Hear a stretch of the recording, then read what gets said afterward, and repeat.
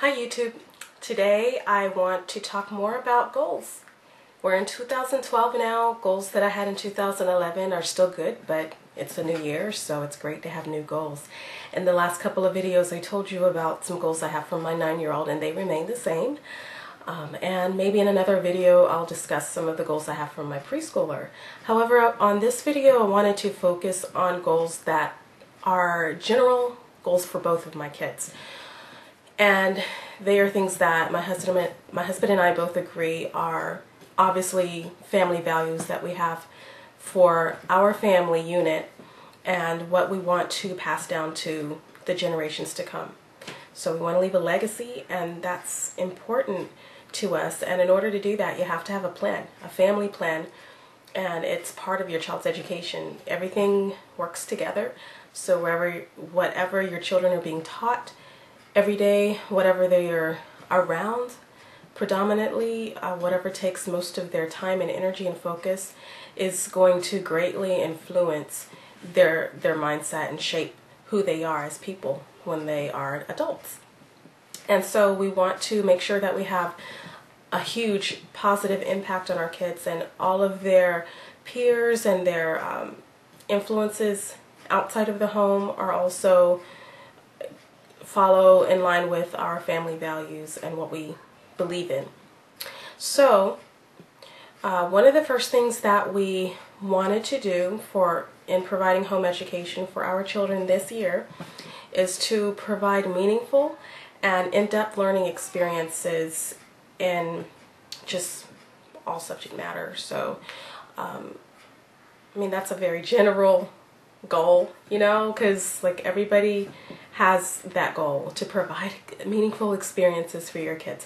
But when I say meaningful, meaning that when I teach science, whenever I do teach history, that it means something to my kids, that they can take something away from their lesson of the day and remember what they learned, or at least have a gist of what they learned, and it's something that they can remember later on. Maybe they'll be watching.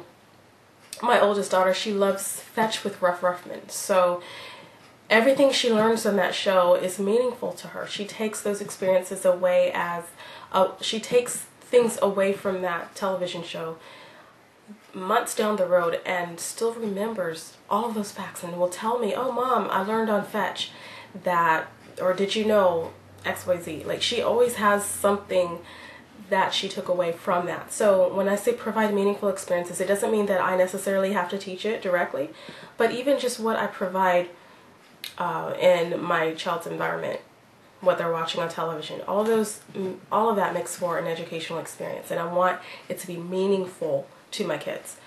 I also want to teach my kids how to think and how to reason and how to find answers. So it's easy for my 9-year-old. Like, if she has a question, she doesn't know an answer to it, we will Google together, or I might have her just look in an encyclopedia or a dictionary, or just show her how to find answers. So referring your kids to reference materials, teaching them how to use them properly, how to use the library, how to use all the resources available at our fingertips. You have dictionary.com, you have there's so many encyclopedias and cool facts for kids and websites for children that help them to find the reference questions that they typically have. So there's a lot out there. So I just want to help my children to know how to reason and how to find answers. Also, I want to give my children room for growth and exploration. I want them to feel free in this home, in our home, to explore ideas that they have, and to be allowed to ask questions, you know, respectfully, but ask questions, even about our faith. Ask questions and find out all that you can, and if there's something I don't know or their dad doesn't know, that we can go and research it together. If it's a faith-based question, we can research it further into our Bible study times, pray about it, you know, and really, it causes mom and dad to grow, to have to push forward into our spiritual, intellectual, emotional growth. homeschooling is not just for kids, it's for the parents too, and it helps us, so the whole family is involved in the learning process. It's a wonderful journey. So when I want my kids to explore, I realize that I am an active participant and an active part of that exploration process. I also want to protect my children, okay? And that's kind of where homeschooling gets a bad rap sometimes, because a lot of people say that we protect our kids from the outside world, they're living in a bubble, blah, blah, blah. It's not true.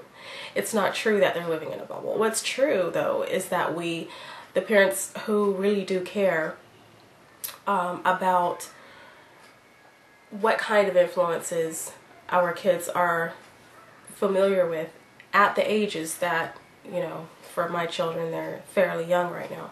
So it's really important to me. I'm the type of parent that believes that my kids should be protected.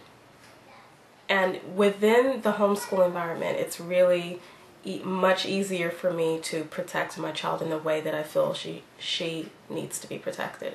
So no, we're not living in a bubble, and yes, our kids are absolutely involved with extracurricular activities, and they go places and they do things and they have friends, and we have a life outside of our home.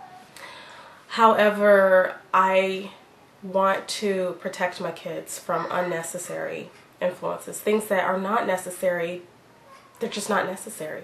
It's not necessary for my kids to be exposed to drugs and alcohol, or not at this age. And certainly even when they're teenagers, there are things that I can do as a parent, and there are choices I can make as a mother that will help my child to be protected from those influences.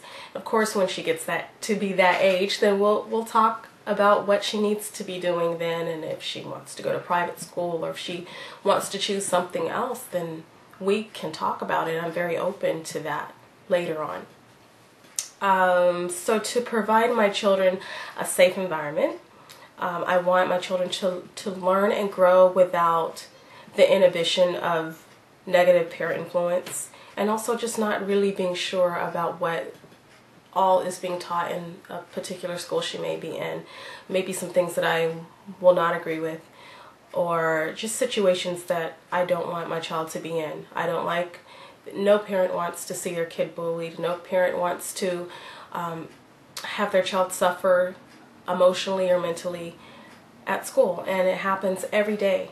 And so part of my choice in home educating is protecting my kids from what is just absolutely unnecessary in our situation. And if I were in a situation where I could not homeschool, I would put them where I could, of course, and pray and trust God to give me the wisdom to raise my kids properly, and to just be there for them, and I know they would be protected and they would be fine. But while I have the opportunity and the choice to do what I'm doing now, I'm so grateful to be home with them. I'm very grateful for this opportunity. So that's another reason. Another one of our goals is just to protect our kids. I also want to help them expand their interests, their gifts, their talents, everything God gave them to be who they are, or to be who they will become as adults. As I said in an earlier video, we're not raising kids, we're raising adults. Our children are children now, but they won't be children 10 years down the road, 15 years down the road. So we have to look at it in terms of what kind of adult do we want to have in 10, 15 years, And when I'm a grandma, what kind of children do I want to have raised, and how will that influence my grandchildren? So now, as I work on being a mom, and hopefully a mother after God's own heart, because I really want to raise my kids to love God, and I want to be the kind of mom that loves God so much that I pass that on to my kids. And I want them to feel free to be who God has called them to be. So whatever that is in their relationship with the Lord is very important for me to allow that to be enhanced in their life. So whatever their spiritual gifts are, if it's music, let's focus on that. my oldest, she loves to sing. She likes piano. She loves violin. She loves, I mean, those are things that she can use to worship, to allow her life to be a life of worship, and to have peace in her heart and in her life. If it makes her happy and it's a gift that was given to her by the Creator, then I want her to focus on that in our homeschool. I want her to have the opportunity and the free space within our school setting to focus on those gifts and talents. She also loves to draw. I think she's pretty good at art, at drawing and being able to visualize something, see it, and then draw it. And that's a gift. I don't have that gift, but she has that gift. So I want her to have time in our homeschool to do those things and to practice what she loves. What else? I want to help my children just grow into happy, healthy individuals, to be confident young women.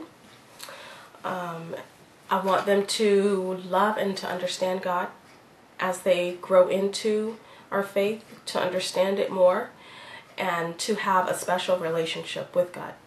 So, I mean, that's something they'll be working on individually, of course, because that's going to be their own special relationship. But I want to lead them down the path so that they know where to go for answers, who to go to in prayer, and how to trust in our God. Also, what else do I have? I have a little list here, so if I keep looking down, that's why. I